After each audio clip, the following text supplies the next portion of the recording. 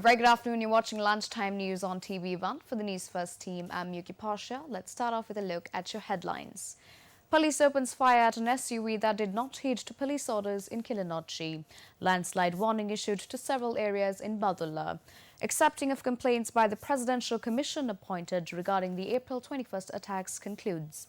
Typhoon death toll in Japan rises to 42.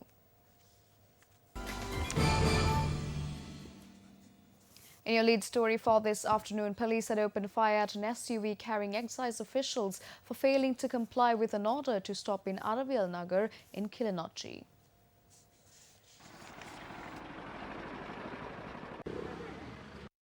Police spokesperson SP Ruwan Gunasekara speaking to Newsfirst said a group of police officers were dispatched to make an arrest after the Kilinochchi anti-vice unit was tipped off of a large haul of cannabis being transported using a SUV.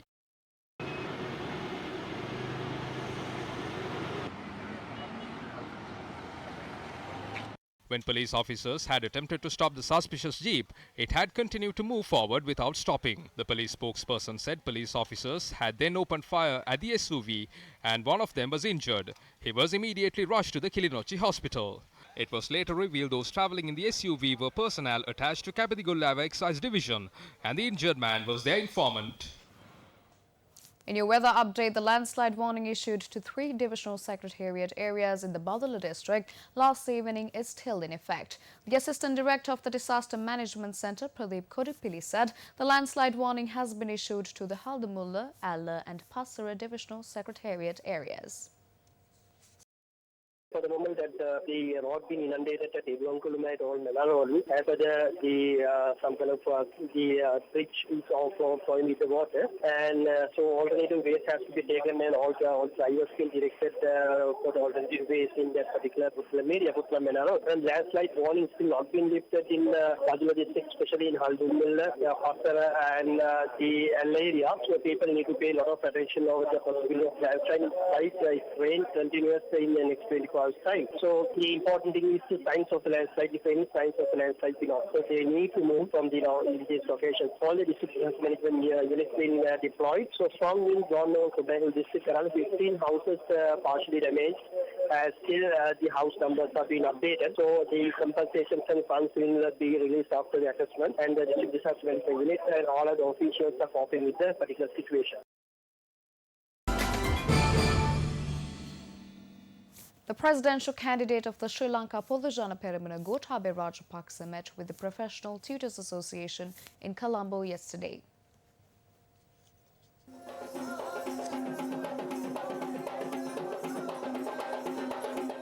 The meeting was attended by the tuition class teachers and public representatives pledging support to the SLPP presidential candidate Gotabaya Rajapaksa.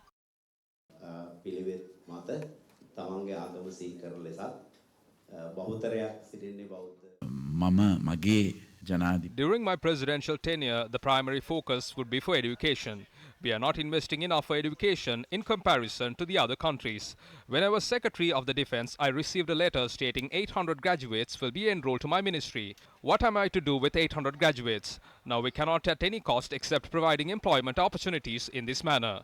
I hear ministers saying they have provided 3,000 to 4,000 employment opportunities. However, no one said that they have created 5,000 employment opportunities. There is no help for the economy, neither for the community, nor the individual in this way. Why? What can they do by providing a job that pays 20,000 rupees? This is not the education method we need. We should not raise this type of youngsters. We should understand the requirement in the world market and raise these youngsters to meet those requirements. The Professional Tutors Association handed over a proposal to Gotabaya Rajapaksa. රාජකාරී කාලය තුල මේ ඔබේ යෝජනා ක්‍රියාත්මක කිරීම වෙනුවෙන් කටයුතු කරන බව අපි දන්නවා. Gotabaya Rajapaksa. Meanwhile, presidential candidate of the Janasitha Peramuna, Venerable Battaramulle Seelaratanathero, held a meeting yesterday with a number of political parties and civil organizations. This was held at the Janasitha Peramuna Party headquarters. Representatives from the Minisatba Surakime Party and other civil organizations attended the meeting. At the meeting, they agreed to pledge their support to the Janasitha Peramuna. An MOU with regard to this was also signed yesterday. This country can only be protected if the leadership of this country is handed over to a Buddhist monk. At the presidential election, at this point a number of ideologies and principles have been presented. Some have yet not even presented. They will not present. They don't have any principles to present. I would like to state to secure power they fool the people of this country and push them to poverty. Don't let them do that this time. This country can only be fixed by Buddhist monks. Only we can fix this country. We request the citizens to hand over this country to us. No other force can fix this country. රට අපට බාර දෙන්න කියලා මං ජනතාවගෙන් ඉල්ලා සිටිනවා කිසිම බලවේගයකට මෙරට හදන්න බැයි. Meanwhile, the Deniya electorate Balamandala meeting of the United National Party was held yesterday.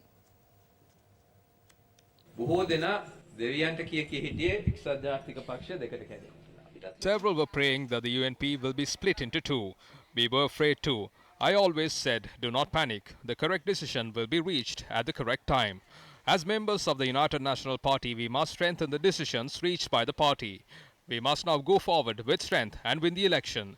We must make Sajith Premadasa the president of the country. We must create a president of our own after 25 years. අවුරුදු 25කට 30කට පස්සේ අපේම ජනාධිපතිනේ කෙනෙක් බිහි කරගන්න. මේ ආණ්ඩුවේ අනන්ත වැරදි තියෙන්න පුළුවන්. අනන්ත වැරදි තියෙන්න පුළුවන්. අපි පිළිගන්නවා. හැබැයි There could be mistakes in this government, I accept that. But don't you have the freedom to live? We can now express our views freely. What happened in the past? Were journalists able to write according to their conscience? I know for a fact that those days you would be inside a house in hiding when reprimanding Mahinda Rajapaksa. When you speak over the phone, we would think that the line would be tapped. That was the state of the government. We mustn't forget it. ඒ වගේ ආණ්ඩුවක් තමයි තිබ්බේ පහුගිය කාලේ. මේ කාරණා අපි අමතක කළ යුතු නැහැ. Meanwhile, presidential candidate of the New Democratic Front, Sajith Premadasa, attended a public meeting in the Passara area yesterday.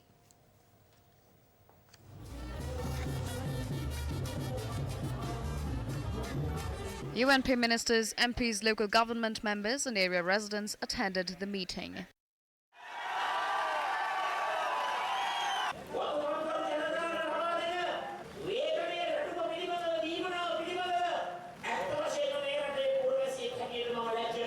As a citizen of this country, I am truly ashamed of the daily wage that is provided to the estate sector.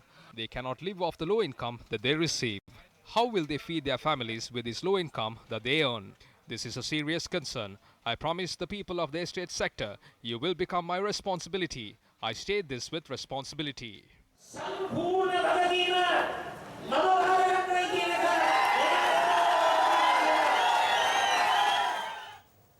A public meeting of the Sri Lanka Pudhujana Peramuna was held in the Dikwala area yesterday. Parliamentarian Lakshman Yapabe Vardhana expressed the following views. The people now feel that what they hoped for after 2015 have not been given. The central bank bond scam happened. They stored paddy at the Matala airport and the airport was destroyed. The Hambantota port was sold. That too was over. They started to sell all the state assets. The economy of the country has fallen to 2.7. Our country has fallen to a state worse than of Afghanistan. The price of goods is going in one direction. The minor export crops were lost. The fishing community is also affected. The minor export crops like pepper, rubber, cinnamon and cloves, all these were affected. They have destroyed all of this and destroyed the country as well. There should be a change.